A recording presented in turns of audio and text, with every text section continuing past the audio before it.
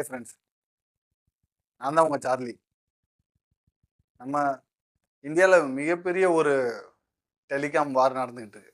பார்த்தீங்கன்னா நிறைய மக்கள் ரீசார்ஜ் பண்ண முடியல, வேலிடிட்டி கம்மி, நெட்ஒர்க் ரேஞ்சு சரியாக கிடைக்க மாட்டுது அப்படின்னு சொல்லிட்டு நிறைய கம்ப்ளைண்ட்.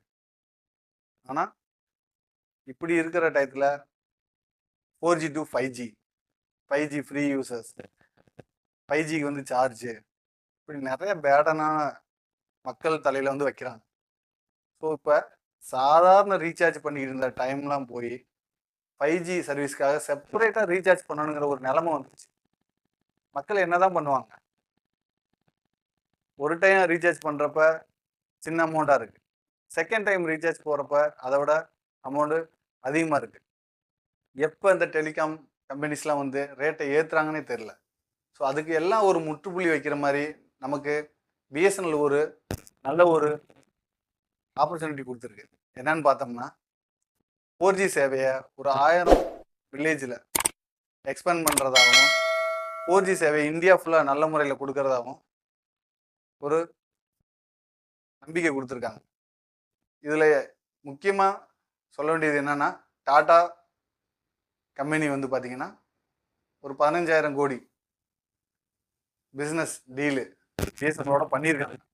இது எதுக்காக வேண்டி பார்த்தோம்னா, நெட்வொர்க்கே இல்லாத சின்ன சின்ன கிராமங்களில் இந்த ஃபுல் 4G நெட்வொர்க்கை கவரேஜாக கொடுக்கறதுக்காக பிளான் பண்ணி நெட்வொர்க் டவர்ஸ் அமைக்கிறதுக்கும் கவரேஜ் பண்ணுறதுக்கும் பிளான் பண்ணியிருக்காங்க. ஸோ டாட்டா வந்து ஒரு விஷயத்த வந்து டக்குன்னு எடுக்க மாட்டார்.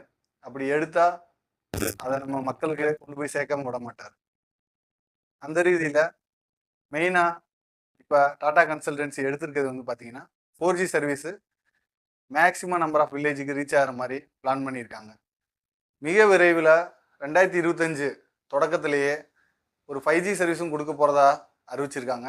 அது எந்த அளவுக்கு சாத்தியமாகுங்கிறது மக்களோட சப்போர்ட்டில் தான் இருக்குது. இப்போ இது கேள்விப்பட்டதுலேருந்து நிறைய மக்கள் மற்ற ப்ரைவேட் நெட்வொர்க்ஸோட விலை உயர்வை தாங்க முடியாமல் பிஎஸ்என்எலுக்கு வந்து போர்ட் பண்ணி சேஞ்ச் பண்ணிக்கிட்டு இருக்காங்க டெய்லி நிறைய மக்கள். ஸோ அவங்க இந்த மாதிரி பிஎஸ்என்எலுக்கு தொடர்ந்து ஆதரவு கொடுத்தாங்கன்னா, பிஎஸ்என்எலும் ஒரு பப்ளிக் நிறுவனத்திலேருந்து புத்துயிர் பெற்று மீண்டு வர ஒரு சான்ஸாக இருக்கும். மக்களுக்கும் பிஎஸ்என்எல் நல்ல ஒரு நெட்வொர்க் கவரேஜையும் குறைந்த அமௌண்ட்டில் நல்ல சர்வீஸையும் கொடுத்தாங்கன்னா, மக்கள் எப்பொழுதும் பிஎஸ்என்எல்ல கைவிட மாட்டாங்க.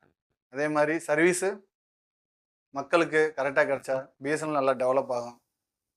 டாட்டா கொடுத்த வகை நல்லபடியாக செய்வாருன்னு நம்ம நம்பலாம்.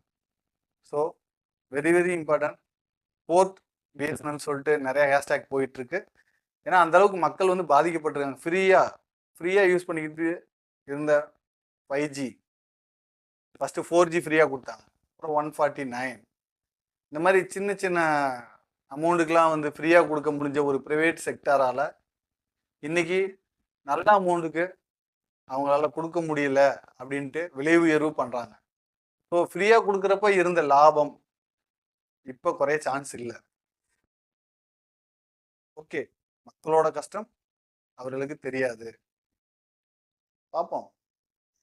டாட்டா கையில் எடுத்திருக்காரு, கம்பல்சரி ஒரு நல்ல சப்போர்ட் பண்ணுவார் மக்களுக்கு.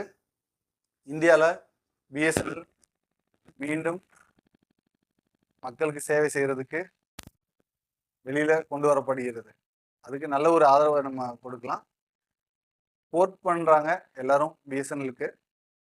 முடிஞ்ச அளவுக்கு பிஎஸ்என்எலும் அதை நல்ல சர்வீஸாக கொடுக்க முடியும் அப்படின்னு கொடுத்தாங்கன்னா ஒரு சக்ஸஸ் ஆகும். இதுதான் இன்றைக்கி மிகப்பெரிய டாப்பிக்காக போயிருக்கு. ஓகேவா ஃப்ரெண்ட்ஸ்?